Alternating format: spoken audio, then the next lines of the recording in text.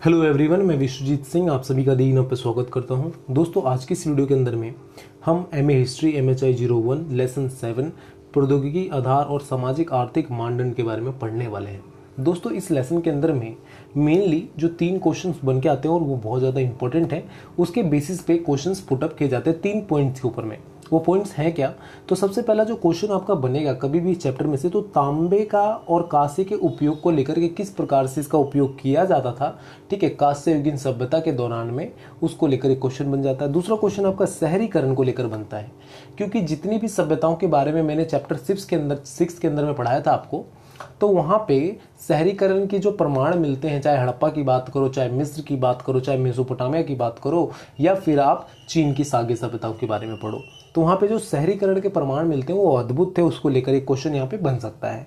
और last question आपका व्यापारिक भूमिका के बारे में बनता है, क्योंकि जो आप चारों सभ्यताओं के बारे में पढ़ोगे तो आपको ये पता चलता है कि आपस में लेन देन का कहीं ना कहीं साक्ष्य थे, या फिर किसी न किसी प्रकार का जो कल्चर वहाँ था वो कल्चर यहाँ पे भी अपनाया जा रहा था, तो किस प्रकार से हुआ।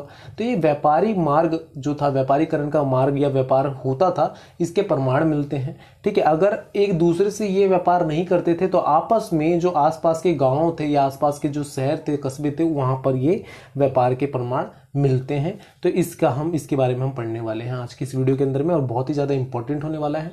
रिक्वेस्ट आप सबसे ये होने वाली है कि मैं आज का जो वीडियो है ये पूरा आपकी इग्नू के जो बुक है उसके ऊपर ही पढ़ा रहा हूँ, PDF के ऊपर में पढ़ा रहा हूँ। तो आपको मैंने ऑनलाइन डाउनलोड किया था। अगर आपको PDF चाहिए तो टेलीग्राम का जो ग्रुप है दीनब का, उसमें मैं डाल दूंगा, वहाँ से ले लीजिए। अगर पूरा लेक्चर बेस्ड वीडियो होने वाली है तो कहीं पर भी कोई डाउट हो तो बेझिझक कमेंट करके पूछ लीजिएगा। और थोड़ा सा नॉइस प्रॉब्लम हो सकती है, ठीक है, क्योंकि माइक थोड़ा सा ख़राब हो रखा है, आजकल काम नहीं कर रहा सही से, इसके कारण से मैं वीडियो जल्दी बना नहीं पा रहा। और जहाँ पे मैं रहता हूँ वहाँ पे बहुत ज़्यादा नॉइस होती है, ठीक है, तो थोड़ा सा एडजस्ट कीजिएगा आप भी। और कहीं पे कुछ चीज़ें समझ में ना आए तो कमेंट करके पूछ लीजिएगा। चैनल तो आपने सब्सक्राइब कर ही रखा होगा, जिससे आपको कोई प्रॉब्लम ना हो आगे, ठीक है, तो कमेंट करके पूछ सकते हो, मैं आपको बता दूंगा, समझा दूंगा। ठीक है, अब चल लेसन को स्टार्ट करते हैं आज का, ठीक है, जो बहुत ज़्यादा आपके लिए इंपॉर्टेंट है। दोस्तों, सबसे पहले तीनों टॉपिक के बारे में एक एक करके डिस्कस करते हैं और तीनों क्वेश्चंस को देखते हैं कि क्या क्वेश्चन इस चैप्टर के अंदर में बनता है।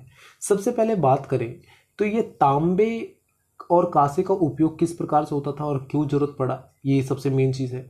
तो सबसे पहले देखो, जरूरत क्यों पड़ा। तो जरूरत क्यों पड़ा, तो लोग जो थे, आरंभिक मानव थे, वो शिकार के लिए जाते थे। तो शिकार करने के लिए क्या करते थे, पत्थर के औजार बनाते थे। ठीक है, मैंने आपको स्टार्टिंग में बताया था, पत्थर के औजार, या फिर जानवरों की हड्डियों से औजार बनाते थे, ठीक है, हाथी के दांत के औजार बनाते थे। तो इस तरह से औजार बनाते थे, पर वो क्या होता था, हर तरह के इस शेप में नहीं डाल सकते थे, सांचे में नहीं डाल सकते थे।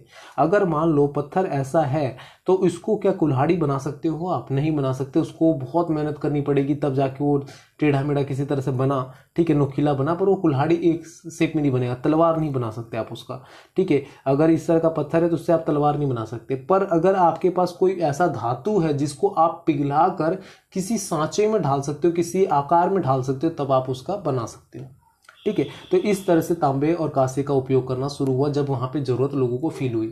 दूसरी चीज ये कि क्या उन लोगों को पता था कि ये तांबा है, ये कांसा है? बिल्कुल भी नहीं, उनको कोई आइडिया नहीं था, ठीक है। और ये जो चीजें थी वो जमीन के अंदर में थी, ठीक है, कहाँ पर मिलेगी नहीं ये भी आइडिया नहीं था। तो एक जगह से दूसरी जगह घूमते रहते थे इसकी तलाश में कि कहाँ पर ये चीजें मिल सकती हैं, ठीक है। धीरे धीरे धीरे धीरे जब वो तरक्की कर रहे थे, विकास कर रहे थे, जब उनका मानसिक तौर पर विकास होने लगा, ठीक है, तो खनिज पदार्थों में से तांबे और कांसे को अलग करे और उसको फिर उन्होंने उपयोग करना सीखा। अब उपयोग करने के बारे में बात करें तो किस प्रकार से उपयोग होता था। तो तांबे को पिघलाने के लिए एक मानक डिग्री की जरूरत पड़ती है, सेल्सियस, उतनी हीट की जरूरत पड़ती है कि भैया जब आप इतना हीट पैदा करोगे, इतनी ज्वलनशील हीट पैदा करोगे, तब वो पिघलेगा। तो लोगों को उसके बारे में आइडिया नहीं था, बिल्कुल नहीं होगा, क्योंकि आप फर्स्ट टाइम कर रहे हो। आज के समय में क्या, आपको कुछ सीखना होता है तो आप क्या करते हो, आप जाते हो गूगल पे और यूट्यूब पे how to learn this thing, आप ऐसा डालते हो, ठीक है, कुछ नहीं आ रहा तो आपने डाला और वो तुरंत वीडियो एक आ जाती है, तुरंत उसके बारे में आर्टिकल आ जाता है, आप उसको पढ़ के समझ जाते हो। या फिर अपने घर में किसी बड़े से पूछते हो, आसपास में बड़े से पूछते हो, पर उनके पास इस तरह की सुविधाएं नहीं थी, ठीक है। तो उन्होंने क्या किया, धीरे धीरे धीरे धीरे समय के साथ में, ये भी नहीं था कि आज उन्हें तांबा मिला और कल उन्होंने जाके तलवार और उसका छेनी हथौड़ी बना दिया, ऐसा कुछ नहीं था।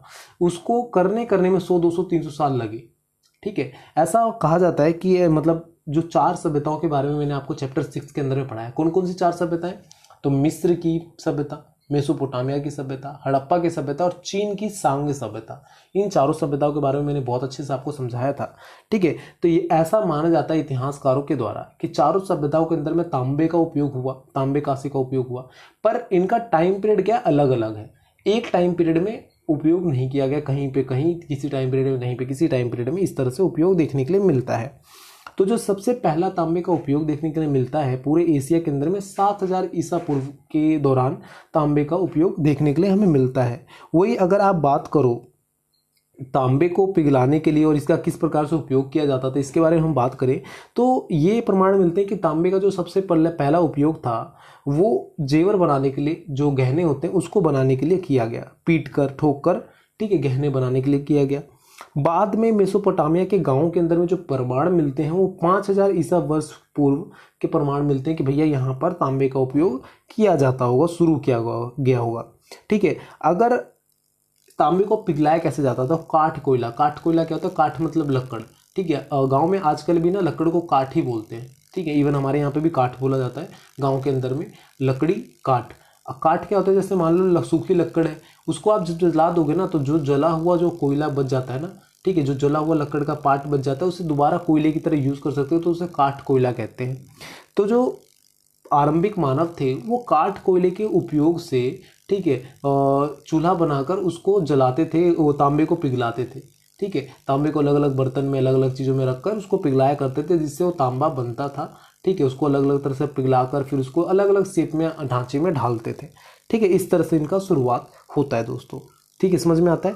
तो नॉर्मली काठ कोयले से जब ये खनिज पूर्ण पूरा काठ कोयले को जब ये जलाते थे तो ये ज़्यादा से ज़्यादा क्या होता था, 700 डिग्री सेल्सियस तक का हीट पैदा कर पाते थे। ठीक है, और कुछ घंटे तक ही ये रख पाते थे। तो जो तांबे को पिघलाने के लिए नॉर्मली ज़रूरत होती है 1084 डिग्री सेल्सियस की ज़रूरत पड़ती है उस तांबे को पिघलाने के लिए, पर इतना हीट हो नहीं पाता था। और ये हीट नहीं कि मतलब 2-4 घंटे के लिए चाहिए 1084 डिग्री। ठीक है, वो एक बार 1084 पे पहुंच गया तो तांबा पिघल जाता था, फिर धीरे धीरे हीट कम भी हो तो वो एडजस्ट हो जाता था। ठीक है, बट नॉर्मली पिघलाने के लिए आपको उस लेवल तक लेके जाना पड़ता था। तो इन्होंने धीरे धीरे समय के साथ में विकास करते हैं, मानसिक तौर पर विकास करते हैं और तांबे के अंदर में मिक्स करते हैं, इनके अंदर में चीज़ें मिलाई जाती है, जिसके अंदर में कांसा, ठीक है, सीसा, ऐसे चीज़ें मिलाई जाती है। जिसके बाद तांबे का जो मानक डिग्री था, पैमाना गर्म होने का या पिघलने का, वो धीरे धीरे नीचे आता चला गया। ठीक है, 1000 डिग्री, 900 डिग्री, ऐसे करते करते नीचे आता चला गया और उसके ऊपर पिघलाना वो शुरू कर चुके थे और अलग अलग शेप में, स्ट्रक्चर में वो आकार के हथियार औजार बनाया जाने लगा। ठीक है, ये ज़रूरत क्यों पड़ा, अगर ये कहे तो ज़रूरत किस लिए पड़ा, तो ज़रूरत पड़ने का मेन कारण क्या था कि भैया उनको जो ज़रूरतमंद के हिसाब से हथियारों की ज़रूरत पड़ती थी, खेती करने के लिए जो भी हथियारों की, जो औजारों की ज़रूरत पड़ती थी, वो चीज़ें नहीं थी और पत्थर के औजारों से नहीं हो सकता था। आज आपके पास लग्जरी लाइफ जीते हो आप, यूट्यूब है, ठीक है, फ़ोन है आपके पास, ठीक है, कुछ भी होता है तो आप गूगल पे जाके गूगल असिस्टेंट से बोलते हो, एलेक्सा से बात करते हो, तो इसकी ज़रूरत क्यों पड़ी। आप नॉर्मल भी पहले भी तो जी ही रहते, आज भी जी रहे हो, तो आज वाले और पहले वाले में जीने में अंतर क्या, तो हमने विकास किया। तो सेम चीज़ वो भी अपने आप को विकास करने के लिए तांबे का उपयोग करना सीखा उन्होंने। ठीक है, यहाँ पे देखिए कि तांबे के अंदर में कौन कौन सी वस्तु मिलाई जाती थी, तो यहाँ पे 0 से लेकर 17% के करीब में अलग अलग वस्तुओं का मिक्सअप किया जाता था इसके अंदर में, जिसके तहत तांबे का जो पिघलने की पावर होती थी वो धीरे धीरे कम हो जाती थी। तांबे की मात्रा को कम कर दो और बाकी चीज़ों को बढ़ा दो, जिससे तांबे की पिघलने की मात्रा कम हो जाती थी। ठीक है, गलनांक जो तापमान था वो नीचे चला जाता था और करीब 10% का टीन मिलाया जाता था। ठीक है, जिसके कारण से 1000% पे आ जाता था गलनांक, जो गलने की प्रक्रिया थी वो 1000 डिग्री सेल्सियस पे आ जाती थी। सीसा मिलाया जाता था जिससे भी वो 1000 डिग्री सेल्सियस से कम पर आ जाता था। ठीक है, तो इस तरह से तांबे को पिघलाया जाता था। मेसोपोटामिया के अंदर में आप देखोगे तो ये जो प्रक्रिया थी बहुत ज़्यादा जटिल थी। ठीक है, बहुत ज़्यादा मुश्किल भरा था और धीरे धीरे उसके अंदर में मतलब ये चीज़ें करना पूरे मेसोपोटामिया के अंदर में फैल गया, जिसके तहत ये देखा जाता है कि जो राजशाही लोग थे उनके द्वारा मंदिरों के अंदर में मूर्ति बनाना, ठीक है, मोहरे बनाना, सिक्के बनाना, ढांचे को ढालना, कई तरह के आकृतियों को बनाना, ठीक है, कुल्हाड़ी बनाना, ये सारी चीज़ें देखने के लिए मिलती है कि ये सारी चीज़ें बनाई जाती थी। तो इस प्रकार से दोस्तों पूरे में तांबे का उपयोग देखने के लिए हमें मिलता है। ठीक है, सेम हड़प्पा सभ्यता के अंदर में भी आपको देखने के लिए मिलेगा और मेसोपोटामिया में भी, वो चीन की सांग सभ्यता के अंदर में भी आपको देखने के लिए मिलेगा। ठीक है, पर हड़प्पा और चीन की सांग सभ्यता को कितना ज़्यादा नहीं देखने के लिए मिलता है, पर सबसे मेनली आपको मिलता है मिस्र के अंदर में और मेसोपोटामिया के अंदर में। तो इस तरह से आप पूरा ही बता सकते हो। कोई भी क्वेश्चन बने तांबे के उपयोग को लेकर तो आप ये पूरा जो मैंने आपको बताया है 8-9 मिनट का, ये आप इसको एक्सप्लेन कर सकते हैं, इसमें आपको नंबर अच्छे मिल जाएंगे। ठीक है, आगे हम बात करें दोस्तों तो यहाँ पे अगला जो क्वेश्चन आपका बनेगा वो आपका शहरीकरण को लेकर बनेगा। ठीक है, कि शहरीकरण क्या था। जी देखो ये इमेज है, ये सारे धातु तांबे की बनाई गई हैं। ठीक है, आपके बुक के अंदर में ही है। बुक से पढ़ाने का यही एक फ़ायदा होता है कि आपको बुक का कहाँ पर क्या चीज़ है कैसे है वो मैं आपको सही से बता सकता हूँ, दिखा सकता हूँ। नॉर्मली जो मैं पावर पॉइंट पे बनाता हूँ स्लाइड तो उसमें एक टाइम लग जाता है और कई बार हर चैप्टर को मैं पावर पॉइंट पे नहीं एक्सप्लेन कर पाता हूँ, नहीं बना पाते हैं। ठीक है, वो कई बार PDF नहीं बन पाती है पावर पॉइंट पर, तो उसके कारण से भी हम बुक को प्रेफर करते हैं। ठीक है, तो आगे हम बात करें तो शहरीकरण के बारे में। तो शहरीकरण है क्या भैया, इसके बारे में समझो। तो शहरीकरण मतलब ये कि शहरीकरण के अंदर में क्या हुआ कि शहरों का निर्माण होना। ठीक है, हड़प्पा आप देखते हो शहरीकरण का एक बहुत बड़ा एग्जाम्पल है, मेसोपोटामिया हड़प्पा का मोहनजोदड़ो, जहाँ पे नगरीकरण शहरीकरण सभ्यता सबसे इम्पोर्टेंट उसके क्वेश्चंस में से एक होते हैं। ठीक है, वही शहरीकरण आपको मिस्र के अंदर में भी दिखेगा, वही शहरीकरण आपको मेसोपोटामिया में भी और चीन की शाक सभ्यताओं में भी देखने के लिए हमें मिलता है। ठीक है, अब शहरीकरण है क्या। तो शहरीकरण यहाँ पे जो क्वेश्चन आपका बनेगा शहरीकरण से रिलेटेड वो मिस्र और हड़प्पा की कंपैरिजन वाले क्वेश्चंस होते हैं कि दोनों में कंपैरिजन करो कि क्या क्या है। तो यहाँ पे आपके बुक के अंदर में क्वेश्चन है मिस्र और हड़प्पा से रिलेटेड। ठीक है, कि इनकी सभ्यताओं को लेकर एक बताओ कि क्या है भैया शहरीकरण। तो मिस्र की हम बात करें तो मिस्र की जो सभ्यता थी उसका शहरीकरण का ज़्यादा हमारे पास प्रमाण नहीं है। जो भी प्रमाण है लिखित दस्तावेजों के थ्रू या फिर जो उनके वहाँ पे जो हमें पुरालेख साहित्य जो मिले हैं। ठीक है, जो मिस्र के जो बारे में बताते हैं विवरण देते हैं उसके तहत ही हम सिर्फ शहरीकरण का प्रमाण के बारे में जानते हैं। उसके बाद उसके अलावा हमारे पास कोई और साक्ष्य नहीं है। रीज़न क्या है कि जो पूरा मिस्र है वो नील नदी के किनारे बसा। ठीक है, तो नील नदी का धीरे धीरे बहाव ऊपर उठता चला गया, पानी का लेवल उठता चला गया, तो जो उसके किनारे में बसने वाले इलाके तो धीरे धीरे पानी के अंदर में जाते चले गए, या फिर जो मिट्टी आती थी कटकर वो ढकती चली गई, या नदी का बहाव एक तरफ से भागता चला गया। तो इसके कारण से क्या हुआ, काफ़ी हद तक चीज़ें वो ख़त्म हो चुकी हैं और उसके आसपास के जो पुराने शहर थे गाँव थे वो कब्रिस्तान में बदल गए या फिर कहीं कुछ और हो गया। तो उसके कारण से खुदाई करने में नहीं बना, मंदिरों का निर्माण हो चुका था तो वहाँ पे खुदाई नहीं कर सकते थे। और जहाँ पे रिलीजन आता है, जहाँ पे धर्म की बात करते हो तो वहाँ पर आप कुछ भी नहीं कर सकते हो। तो ये भी एक चीज़ें के कारण से हम मिस्र के बारे में ज़्यादा नहीं जानते हैं। ठीक है, ये सारी चीज़ें आपको देखने के लिए मिलेंगी। तो यहाँ पे क्या था, भूमिगत जल का ऊपर उठना। ठीक है, घाटी के किनारे शहरों का समतल हो जाना, नीचे दब गए वो। ठीक है, आधुनिक कृषि का फैलना, जो आधुनिक कृषि था वो धीरे धीरे फैलता चला गया। ठीक है, तो जहाँ पे गांव थे वहाँ पे अब मिट्टी ऊपर आ गई, जैसे मिट्टी का बहाव काट कर नदी से इधर आ गया तो अब यहाँ पे लोग खेती करने लगे, नीचे में गांव है ऊपर में खेती कर रहे हैं। ठीक है, तो इस तरह से ये सारी चीज़ें हो गया। घर वहाँ के नॉर्मली जो जहाँ जहाँ खुदाई हुई तो इससे पता चलता है जो घर थे आयताकार थे, गलियाँ पतली होती थी। ठीक है, शहर के चारों भागों में शहर को 4 भागों में विभाजित किया जाता था। ठीक है, और प्रत्येक भाग में एक मंदिर होता था, जो भी उनका जो रिलीजन था उसके हिसाब से मंदिर का मतलब ये हर बार नहीं कि वहाँ पे विष्णु भगवान शंकर भगवान का मंदिर हो, मतलब जो उनका स्ट्रक्चर था ये। साथ साथ आपको मिस्र के अंदर में पिरामिड देखने के लिए मिल जाते हैं जो जिसके लिए वो फेमस है। ठीक है, पिरामिड का निर्माण के लिए दिख जाता है कि भैया वो शहर के हर तरफ मतलब शहर से दूर पिरामिडों का निर्माण करवाया जाता था। एक प्रकार का स्मारक हुआ करता था राजाओं के। ठीक है, और इसी को देखकर आगे आपको व्यापार के प्रमाण भी मिलेंगे, क्योंकि पिरामिड के आसपास में जो तांबे का उपयोग और अलग अलग तरह के साक्ष्य जो वहाँ पे वस्तुएं मिली हैं वो व्यापार के भी दिखाते हैं, प्रमाण दिखाते हैं। और इस तरह के पिरामिड को बनाने के लिए जो स्ट्रक्चर जो मजदूरों का उपयोग करना, किस प्रकार से स्ट्रक्चर का निर्माण करना, ठीक है, वो सारी चीज़ें यहाँ पे शहरीकरण का एग्जाम्पल सेट करती है मिस्र की।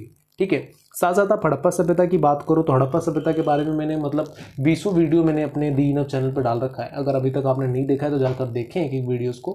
ठीक है, उसके अंदर मैंने ऑलमोस्ट हर वीडियो में एक ही चीज़ बताया, हड़प्पा सभ्यता की जो शहरीकरण है वो सबसे ज़्यादा इंपॉर्टेंट है। ठीक है, नगरीय सभ्यता सबसे ज़्यादा इंपॉर्टेंट सभ्यताओं में से एक है हड़प्पा की। इसके 2 पार्टों में बांटा जाता था। हड़प्पा सभ्यता के जब भी हम शहरीकरण के बारे में बात करेंगे तो 2 पार्टों में बांटा जाता था। एक होता था निचला शहर और एक होता था दुर्ग शहर। दुर्ग होता था किसके लिए, तो जो अधिकारी वर्ग होते थे, जो उच्च वर्ग होते थे, राजा वाजा, उनके लिए दुर्ग शहर का निर्माण करवाया जाता था जो ऊंचाई पे बसा होता था, और निचला शहर नीचे में बसा होता था। ये किसान और मजदूर वर्ग के लिए, बंधुआ वर्ग के लिए होता था। देखो ये सब चीज़ के जो प्रमाण मिलते हैं वहाँ पे हम नहीं है, कोई लिखित प्रमाण नहीं, हम एक अंदाज़ा लगाते हैं, अनुमान लगाते हैं कि इस प्रकार से स्ट्रक्चर रहा होगा, ये भेदभाव नीति चलती होगी। ठीक है, क्योंकि आज के समय में है तो उस समय में भी होती होगी, ये हम मानकर चलते हैं। ठीक है, दुर्ग शहर को चारों तरफ से किलाबंदी होती थी। ठीक है, जो गलियों का निर्माण किया जाता था वो एक दूसरे को समकोण पर काटती थी। कारण क्या होता था समकोण का काटने पे, यार बड़ा शहर है, बार बार झाड़ू लगाना, पोछा लगाना। आज के समय में आपके पास MCD PWD है ना, जहाँ पे लोग आपका गली आते हैं झाड़ू लगा के चले जाते हैं। पर पहले ऐसा नहीं होता था। तो समकोण के काटने पे क्या होता था कि किसी भी तरफ से अगर हवा चलेगी तो एक दूसरे को समकोण पे काट रही है। जैसे मान लो ये गली है, ठीक है, ये गली है, अब यहाँ पे एक दूसरे को समकोण पर ऐसे काट रही है, ठीक है, ऐसे। अब यहाँ से हवा चलेगी ना, तो हवा क्या होगा, इस दीवार से टकराकर आधी हवा इधर आधी हवा इधर, तो जो भी पेड़ पौधों के पत्ते होते थे वो अपने आप ही बाहर निकल जाता था, निकास कर जाता था, ठीक है। तो इस तरह से मेसोपोटामिया मतलब ये जो पूरा हड़प्पा सभ्यता के अंदर में गली का निर्माण करवाया गया, गलियों के साथ साथ में नालियों का निर्माण करवाया गया। घर बनाने से पहले कच्ची मिट्टी से चबूतरे बनाया जाता था जिसके बेस बन सके, ठीक है। घर के बाहर में भी चबूतरों का निर्माण करवाया गया। तो इस तरह से पूरा देखने के लिए मिलता है मेसोपोटामिया के अंदर में, मोहनजोदड़ो के अंदर में, ठीक है। जब आप मोहनजोदड़ो पढ़ोगे तो वहाँ पे आपको सिंधु घाटी की सभ्यता के अंदर पूरा देखने के लिए क्या मिलेगा, स्नानागार, जहाँ पे स्नान करने के लिए अलग से एक जगह स्विमिंग पूल जैसा बनाया जाता था जिसमें पानी भरा रहता था। नालियों का उसके साथ साथ निर्माण करवाया जाता था। नालियों का पानी निकलने के लिए हौद का निर्माण करवाया जाता था, ठीक है। बारिश की पानी इकट्ठा करने के लिए कुएँ और तालाब खोदी जाती थी। ये सारी चीज़ें मतलब एक विकसित कलाकृतियाँ हमें देखने के लिए मिलती है, शहरीकरण का एग्जाम्पल के तौर पर हमें मिलती है, ठीक है। समझ में आता है। आगे दोस्तों हम यहाँ पे बात करें तो आपका जो सबसे मेन यहाँ पे जो क्वेश्चन, यहाँ पे क्वेश्चंस वाली सीरीज पे आए तो यहाँ पे 3 जो क्वेश्चन आपके आते हैं। सबसे पहला तो आ जाता है खनिज वाला, ठीक है, कि किस तरह से तांबे की विधि का प्रयोग किया जाता है, जो मैंने आपको स्टार्टिंग में बताया। दूसरा आ जाता है आपका मेसोपोटामिया वाला, मिस्र और हड़प्पा सभ्यता के शहरीकरण वाला। तीसरा आपका आ जाता है मेसोपोटामिया के सांग सभ्यता की तुलना कीजिए, ठीक है। मेसोपोटामिया और सांग सभ्यता की तुलना कीजिए। तो जब तुलना करोगे दोनों सभ्यताओं की तो यहाँ पे क्या मिलेगा कि सुमेर और अक्कद, जैसे सुमेर के किनारे मतलब जो सुमेर की, जैसे मेसोपोटामिया जो है दजला और फरात नदी के किनारे बसा हुआ पूरी सभ्यता है, ठीक है। तो यहाँ पे जो सुमेर वंश का जो पूरा था, सुमेर का शहरीकृति देखोगे तो सबसे ज़्यादा अद्भुत थी। वहाँ की कलाकृतियाँ बहुत ज़्यादा फेमस थी, ठीक है। वहाँ के जो कला केंद्र के मुख्य प्रभावशाली रहे, ठीक है, केंद्र के तौर बिंदु पर रहे उनके कलाकृतियाँ, ठीक है। सारी चीज़ें देखने के लिए मिलती हैं। इनके जो मोहरे होते थे बेलनाकार होती थी, उस पर कई तरह की आकृतियाँ बनी होती थी, ठीक है। मेसोपोटामिया के साहित्य के अनुसार अगर हम बात करें तो दीवार सम्राट गिलमेस ने बनवाई थी, ठीक है। जो शहर होता था उसके चारों तरफ से दीवार होती थी तो सुरक्षा के लिए। और यही चीज़ आपको ना सांग सभ्यता में भी मिलेगा, मिस्र की सभ्यता में मिलेगा और हड़प्पा सभ्यता में भी मिलेगा आपको, कि सुरक्षा के लिए चारों तरफ से दीवारों का निर्माण करवाया जाता था, ठीक है। मतलब ये जो जितने भी क्वेश्चन है ना ऑलमोस्ट मैंने आपको चैप्टर 6 में करवा दिया है, ठीक है। बस आपको एक बार चैप्टर 6 को देखने के बाद इस वाले चैप्टर को देखोगे तो आपको समझ में आएगा। अगर हम व्यापार वाले क्वेश्चन की बात करें तो व्यापार के लिए नॉर्मली क्या होता है कि यहाँ पे आप किसी भी सभ्यता की बात करो, मिस्र की, हड़प्पा की, तो एक दूसरे के साथ में कोई प्रमाण नहीं मिलते कि करते होंगे। पर नॉर्मली क्या है कि हम ये देखते हैं कि मिस्र में भी ये चीज़ें मिलती थी और हड़प्पा में भी मिल रही हैं। तो एक अंदाज़ा लगाया जाता है कि शायद ये दोनों एक दूसरे से व्यापार करते थे, ठीक है। भारत के अंदर में कई सारे जो साइड मिले जो हड़प्पा सभ्यता को दर्शाते हैं कि भैया ये हड़प्पा सभ्यता के स्थल हैं। तो वहाँ पे एक दूसरे की साइड पे जब आप देखोगे तब दिखेगा कि ये वाला साइड से इस वाले साइड के लिए एक दूसरे चीज़ों का आदान प्रदान किया जाता था। तो मतलब ये हम ये अंदाज़ा लगा के चलते हैं कि ये एक दूसरे से व्यापार करते थे। सेम इसी तरह मिस्र का भी हम मानते हैं। पर कोई भी एक मतलब एक दूसरे से वास्तविक तौर पर कोई व्यापार के साक्ष्य नहीं मिलते हैं किसी भी सभ्यता की बात करो तो आप, चाहे आप चीन की सभ्यता की बात करो, मेसोपोटामिया की, मिस्र की, हड़प्पा की, किसी भी सभ्यता के अंदर में प्रमाण नहीं मिलते हैं, ठीक है। यहाँ पे अलग अलग जगह से, जैसे मिस्र की हम बात करते हैं तो मिस्र के अंदर में लकड़ियाँ नहीं होती थी, ठीक है। नाव बनाने के लिए अलग अलग तरह से इमारतों का निर्माण करने के लिए लकड़ियाँ क्या कर दी जाती थी, लेबनान से मंगाई जाती थी। लेबनान मिस्र के पास में एक स्थित राज्य है, देश है, ठीक है। आज के समय में आपको लेबनान का नाम पता होगा। तो लेबनान से लकड़ियाँ मंगाई जाती थी। अब कोई फ्री में तो देगा नहीं, व्यापार के थ्रू ही आती होंगी, ठीक है। इसी तरह से आपको हड़प्पा में देखने के लिए मिलेगा जो चीज़ें मान लो कई तरह के पत्थर, कई तरह की मिट्टी जो आपको हड़प्पा से दूर साइड पे देखने के लिए मिलती थी, वो हड़प्पा में आपको देखने के लिए मिल रही है उस तरह के उपयोग। तो कैसे आई, हड़प्पा में कैसे आई, अपने आप तो चल के आई नहीं, तो उसको वहाँ से मंगवाया जाता था, लाया जाता था, ठीक है। खरीद के लाया जाता होगा, व्यापार के थ्रू लाया जाता होगा। तो जिस तरह से यहाँ पे भी प्रमाण मिलते हैं। तो दोस्तों ये पूरा चैप्टर था। आपको वीडियो कैसा लगा कमेंट करके बताएं। कहीं पे कुछ अगर समझ में नहीं आया है तो पूछ ले कमेंट करके। और आपने चैनल को सब्सक्राइब कर ही रखा होगा तो आपको दिक्कत नहीं होगी और आने वाले समय में जो भी वीडियो डालूंगा तो वो आगे आपको मिलती चली जाएगी, ठीक है। तो अगर आपके रिलेटेड आपके पास कोई भी क्वेश्चन हो, इग्नू रिलेटेड, आपके सब्जेक्ट रिलेटेड, आपके चैप्टर रिलेटेड, आप कमेंट करके पूछ सकते हैं। या फिर हमारे दीन अब के कोई सा भी सोशल मीडिया प्लेटफॉर्म पे जाएं, वहाँ पे फॉलो करें, वहाँ पे कमेंट करके पूछ लें। इवन डायरेक्टली मुझसे कांटेक्ट कर सकते हैं, कोई दिक्कत वाली बात है नहीं, ठीक है फ्रेंड्स, बस आपसे रिक्वेस्ट यही है कि अगर आप हमारे वीडियो को देख रहे हो, आपको वीडियो अच्छी लग रही है, तो उस पर रिस्पॉन्स करें, कमेंट करके बताएं। और कहीं पे आपको लगता है कि यहाँ पे ये चीज़ कमी रह गई है, यहाँ पे चीज़ छूट गया है मुझसे, तो वो भी आप सजेस्ट कर सकते हैं कि ये ऐसा आप इम्प्रूव कीजिए। ठीक है, हम उसके ऊपर वर्क करेंगे और आपका हर एक फीडबैक हमारे लिए बहुत ही ज़्यादा कीमती है। ठीक है, तो फ्रेंड्स सब्सक्राइब हमारे चैनल को जरूर कर ले, जिससे आने वाले समय में जो भी वीडियो मैं डालूँ आपको टाइम से मिले। Thank you for watching me, thank you for listening me, bye bye, take care, all the